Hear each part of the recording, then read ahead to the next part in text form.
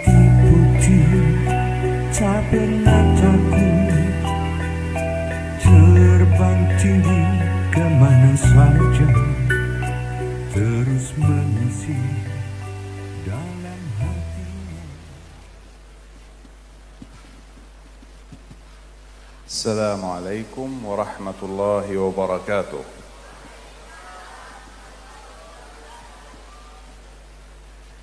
بداية أود أن أشكر معهد سينغابوتي للدعوة، وأود أن أشكر أيضا الشيخ عارف بالله الذي دعاني إلى هنا،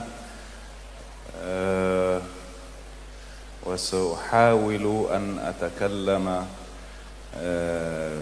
بطريقة بطيئة حتى أتيح الفرصة للترجمة.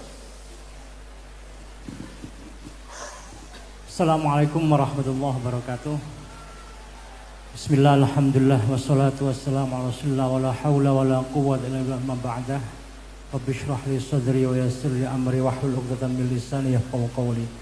Ayyuhal hadirun, beliau Syekh Ahmad Al-Madani pertama berucap syukur, terima kasih karena sudah diundang oleh Singaputi dan sudah diundang langsung oleh Romo Yai, dan insya Allah beliau akan menyampaikan hal-hal nanti yang perlu kiranya beliau sampaikan kepada hadirin semuanya. أولا اسمي أحمد، أنا من فلسطين من غزة،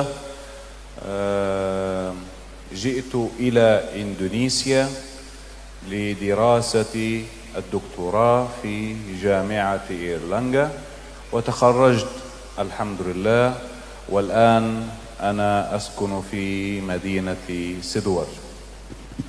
Beliau Syekh Ahmad Madani ini datang ke Indonesia, ini tujuannya untuk dirosah atau untuk pembelajaran atau menempuh pendidikan kedokteran di Universitas Airlangga Surabaya, dan beliau saat ini bermukim di Sidoarjo di Buduran Al-Khazini sana. خلال فترة حياتي في إندونيسيا تعلمت الكثير، تعلمت عن الثقافة في إندونيسيا، تعلمت عن الحياة في إندونيسيا، تعلمت عن طريق التعليم الصحيح للدين الإسلامي في إندونيسيا. Selama beliau tinggal di Indonesia, alhamdulillah beliau banyak mempelajari tentang budaya-budaya di Indonesia, tentang cara-cara pengajaran agama Islam atau studi keislaman di Indonesia selama beliau ada di Indonesia sini. في الشرق الأوسط في فلسطين وفي إندونيسيا نحن مسلمون ونوحد بالله ونؤمن ونشهد أن لا إله إلا الله وأن محمدا رسول الله. وكما في إندونيسيا معظم المسلمين يتبعون المذهب الشافعي، في فلسطين أيضا نحن نتبع المذهب الشافعي. Alhamdulillah beliau menemukan kesamaan antara Indonesia dengan di Palestina, bahwa kebanyakan orang-orang Indonesia di sini bermazhab Syafi'i, begitu pula orang-orang Filistin atau orang Palestina juga bermazhab Syafi'i.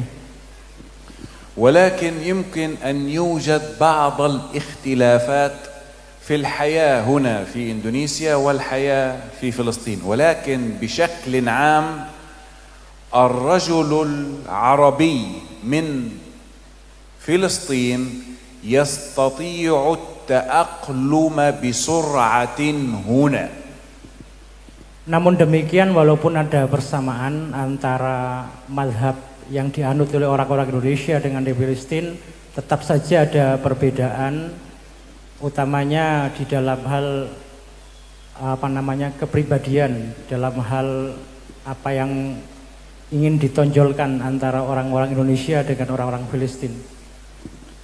والآن أنتم ترون ماذا يحدث في الشرق الأوسط. مثال سوريا، هناك حرب وعراق في سوريا، في السودان، في اليمن، في معظم بلاد العرب يوجد هناك حروب وقتال ودم.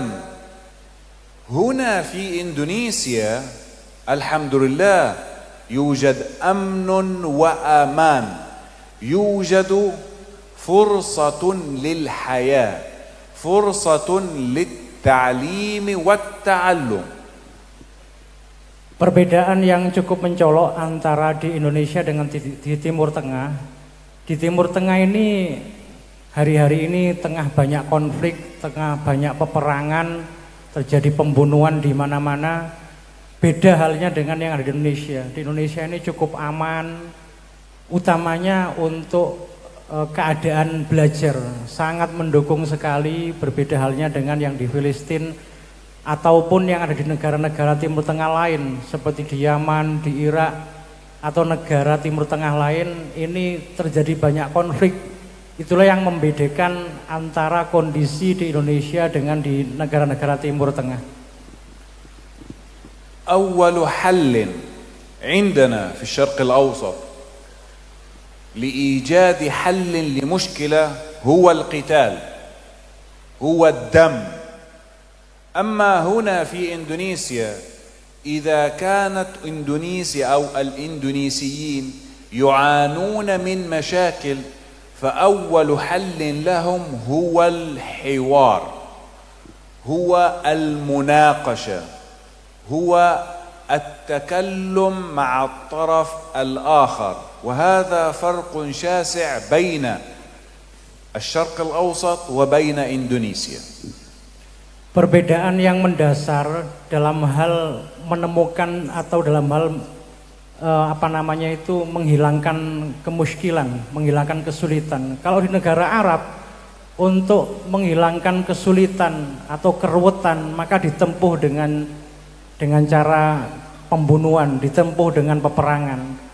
Namun ini tidak terjadi di Indonesia. Di Indonesia ketika ingin memecahkan masalah, maka yang dikedepankan adalah dengan duduk bersama, dengan bercakap-cakap, dengan bermusyawarah.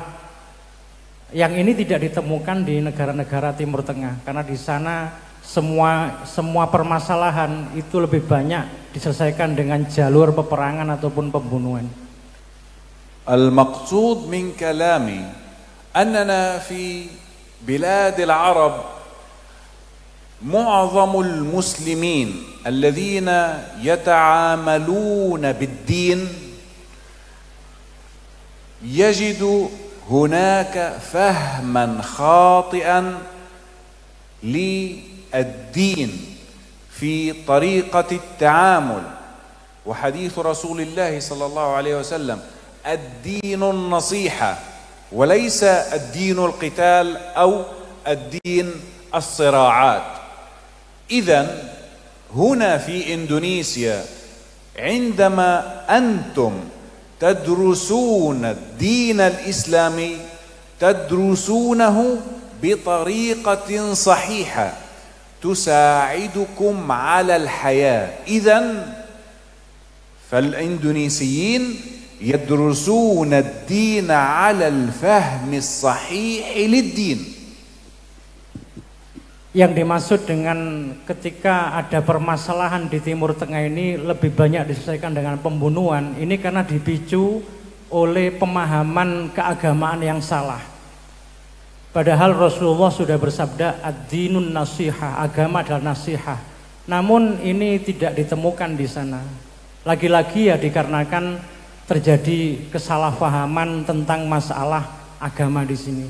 Lain halnya di Indonesia. Di Indonesia ini pemahaman agamanya udah benar, pola pikirnya sudah benar. Untuk itulah ketika menyelesaikan masalah, orang-orang Indonesia lebih mengedepankan kekeluargaan, lebih mengedepankan musyawarah daripada cara-cara jahiliyah seperti yang terjadi di Timur Tengah pada saat ini. وهذا الفهم الصحيح للدين نابع من طريقة التعلم المعاهد الدينية في إندونيسيا. علاقة الطالب بالمعلم، القوانين في المعهد، كيفية التدريس، كل هذا يخرج لنا رجلا أو طالبا يفهم الدين بشكل صحيح. إذن الأساس أو المصدر من إندونيسيا هي المعاهد الدينية، وأكبر مثال على هذه المعاهد الدينية المعهد الذي نحن فيه الآن، Singaputi. Jadi yang membuat kenapa kemudian penduduk Indonesia atau masyarakat Indonesia ini dalam menyelesaikan masalah lebih santun, mengedepankan kekeluargaan, musyawarah, atau mengedepankan akhlak. Ini karena tidak lepas dari peran daripada ma'had atau peran daripada pondok pesantren. Di pondok pesantren diajarkan tentang akhlak, di pondok pesantren diajarkan tentang agama yang benar. Ada undang-undang atau aturan yang dibikin sedemikian rupa untuk mengkondisikan sehingga menjadi sebuah sistem, menjadi sebuah kebiasaan yang mengedepankan akhlakul karimah, utamanya dalam menyelesaikan masalah-masalah apapun yang terjadi, entah masalah pribadi, masalah kemasyarakatan ataupun yang lain. Nah, salah satu daripada pondok pesantren yang mengajarkan itu semua adalah pondok di mana kita sekarang berada, yaitu Pondok Singaputi.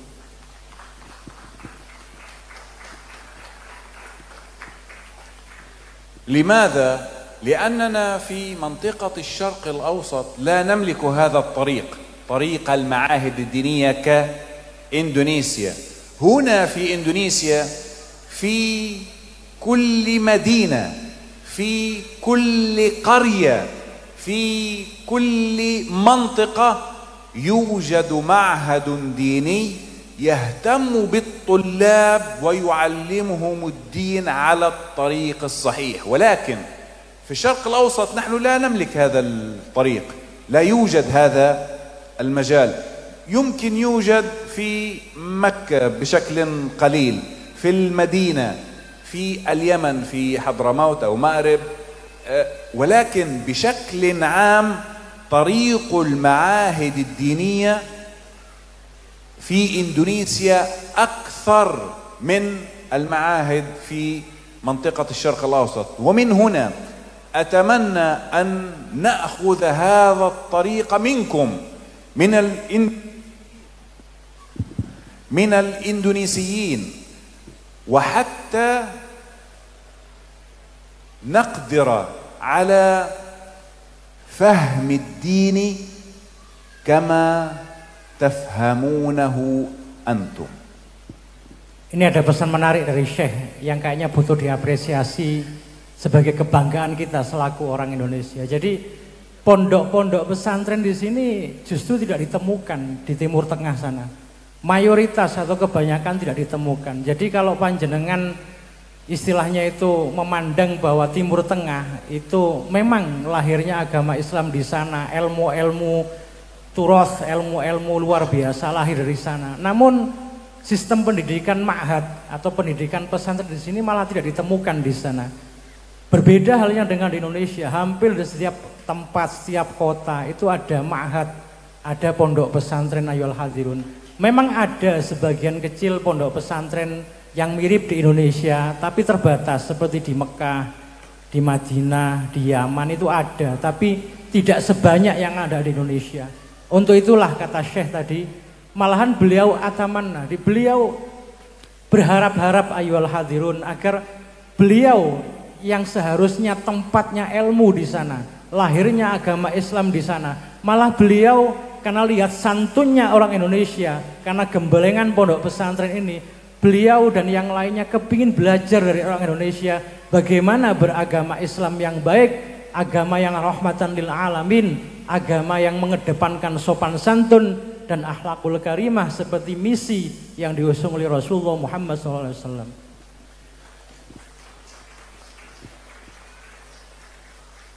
في النهاية نصيحتي للطلاب الإندونيسيين: إذا كنتم تريدون تعلم الدين الإسلامي، إندونيسيا هي أفضل مكان حاليا الآن لتعلم الدين الإسلامي.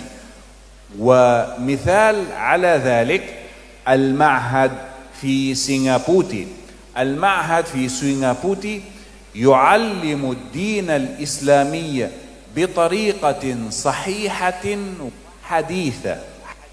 وحديثة، بمعنى أنه لا يعلم فقط الدين الإسلامي، ولكن يعلم الدين الإسلامي بالإضافة إلى لغات كاللغة الإنجليزية مثلا، for example English language، كاللغة العربية،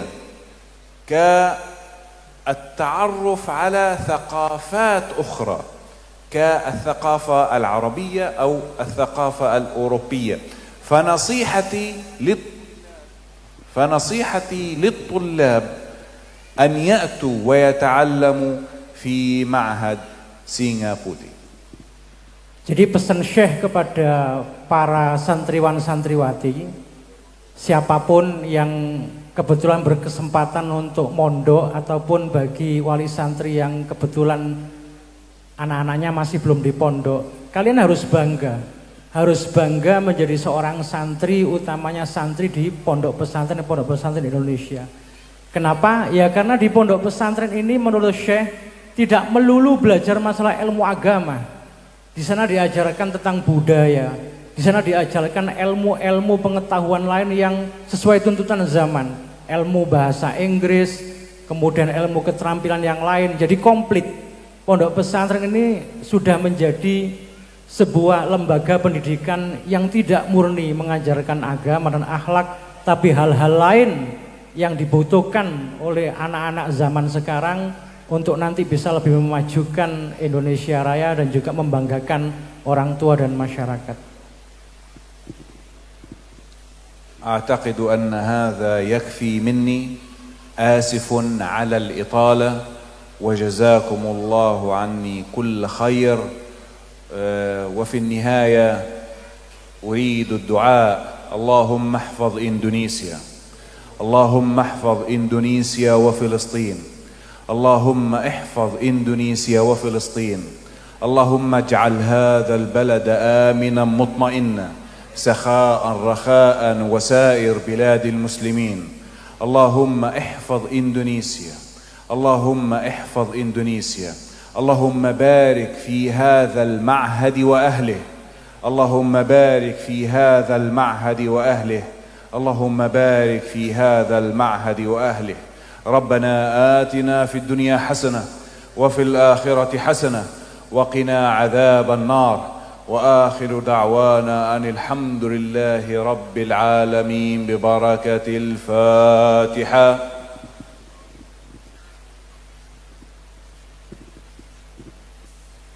Demikian ayolah hadirin semua yang sudah disampaikan oleh Syekh. Terakhir beliau tadi berdoa yang intinya adalah beliau meminta kepada Allah agar kita semuanya dijaga, agar kemudian pondok-pondok pesantren ini dijaga dan semuanya diberikan barokah sama Allah SWT. Demikian yang bisa disampaikan. Fadhil Syekh. Wassalamualaikum warahmatullahi wabarakatuh.